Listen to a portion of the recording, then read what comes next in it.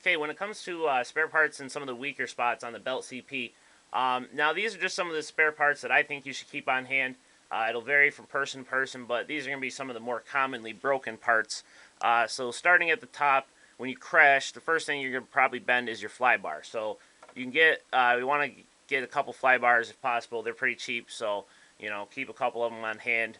The next would be your main blades. Now the stock blades, these are just wood blades, and they're cheap. So go ahead and pick up a couple pairs, or you can go ahead and get some of the either the plastic ones or even the fiberglass or the carbon fiber ones. Those are a little bit more durable should you rub them against the ground. The wood ones, if you hit them on the ground, you want to replace them. The carbon fiber ones, especially if you hit them on the ground, chances are they're still going to be good. But if you ever have a really bad crash, replace the blade. You don't want to take the chance of the blade separating in flight. If you're ever doubtful, just replace it anyways. So moving down, the center hub, right here, this part. You're going to want to keep one of these on hand, at least one. You may not break this very often, but again, if you do break it and you don't have one on hand, that's going to ruin your day. Next would be the little plastic links here. They're cheap. Try to get one or two sets on hand. The other thing is these metal links, like these. You want to go ahead and get the link set because in bad crashes, these long ones have a tendency to twist up. And there's a couple of the parts up here in the head that you want to keep on hand. The first is this balancing pole. This thing, you don't want to keep one or two of these on hand. The arms that go on it, these are the bell control arms.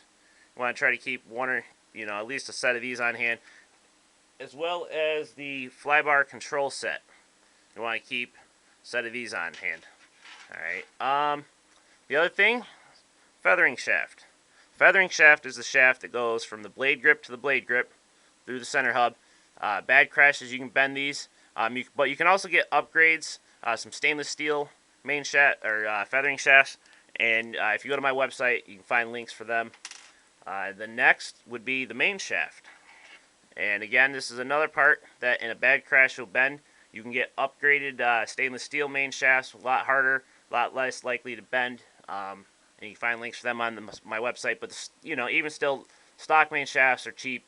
Keep at least one package on hand. And then moving down, the main gear. This has always been one of my main complaints about the belt CPs is I don't like the main gears on them.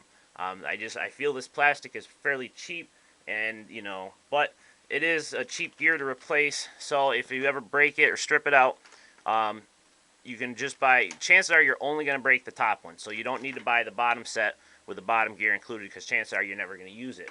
But when you do buy the top one, always buy it with the one-way bearing installed. Because trying to replace that bearing is a pain in the ass, and you're just better off not trying to do it. So, if possible, buy it with a bearing installed. Or you can get an upgrade that has a separate one-way bearing. Something like my eSmart here. You can see it's got a separate one-way bearing that mounts into the gear. It's not included there. So, again, you can find links to where you can get such a part on my website. So, moving on, the frame, chances are in a bad crash, you won't, you're not going to break it unless you have a really, really bad crash. The servos, though, you will want to keep at least one on hand, and then if possible, I would recommend replacing them out with a stronger servo. And there's a couple of servos that you could use, and you can find, again, links for them on my website rather than me just rambling them off. Now, the ESC on the original belt CP, that was bad. They did fix this, so I do believe this will work fine. If you ever do feel like replacing this, replace it with a 30 amp ESC. The skids and skid pipes, I've never broken a set of them, so again, that's one of those things that you can keep on hand if you feel like it, but not one of the more commonly broken parts. Now, back here on the tail, you want to keep a tail boom on hand, and the night head bars, the tail boom supports here, I would keep at least one set of them on hand. Back here, you're going to want to keep a tail box on hand because there's little plastic nubs in here that keep the tail box from rotating. And in a bad crash, those nubs can break off, and then what will happen is the tail box will rotate when you're flying, and that's not good. The other thing is the shaft here for the tail shaft. I would keep one of them on hand because I've bent them again too in a hard crash. So, but those are my spare parts that I would recommend you keep on hand. And again, there are some more upgrades that you can get for the belt CP, main shaft, feathering shaft. You can actually get a whole CNC head.